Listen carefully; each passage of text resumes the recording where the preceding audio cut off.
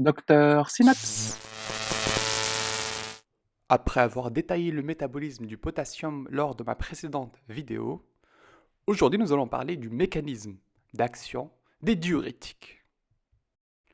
Avant de commencer cette vidéo, je te conseille de regarder ma précédente vidéo, le métabolisme du potassium. Tout d'abord, les diurétiques de Lenz.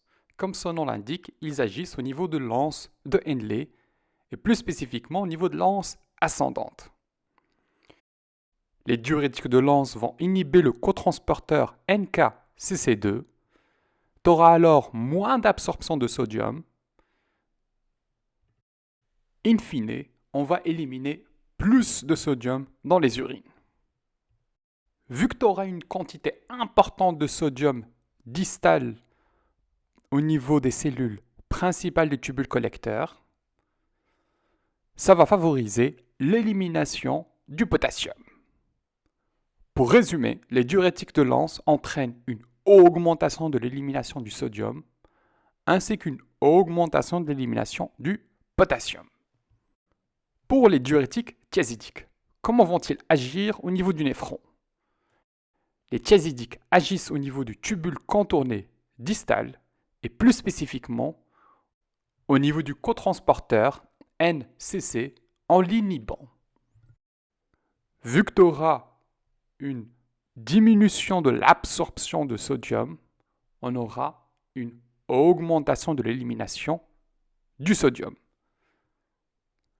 On aura plus de sodium distal au niveau des cellules principales, ce qui va entraîner l'augmentation de l'élimination du potassium.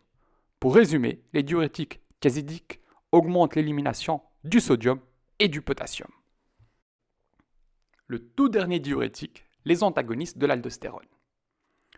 Ceux-là vont agir au niveau du tubule collecteur et plus spécifiquement au niveau des récepteurs de l'aldostérone des cellules principales. Vu que l'aldostérone favorise l'absorption de sodium et l'élimination du potassium, on aura l'effet inverse avec les antagonistes de l'aldostérone, c'est-à-dire augmentation de l'élimination de sodium et diminution de l'élimination du potassium.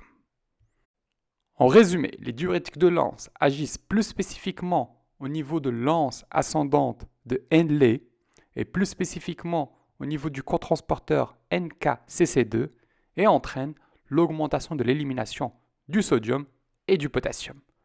Pour les diurétiques thiazidiques, ils agissent au niveau du tubule contourné distal en inhibant le cotransporteur NCC, ce qui augmente l'élimination de sodium et du potassium.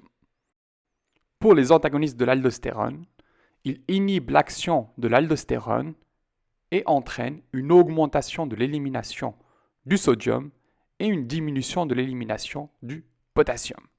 J'espère que c'était instructif et je te dis à bientôt. Merci d'avoir suivi cette vidéo. N'hésitez surtout pas à me communiquer vos questions, vos éventuelles remarques et de me proposer les sujets qui vous intéressent.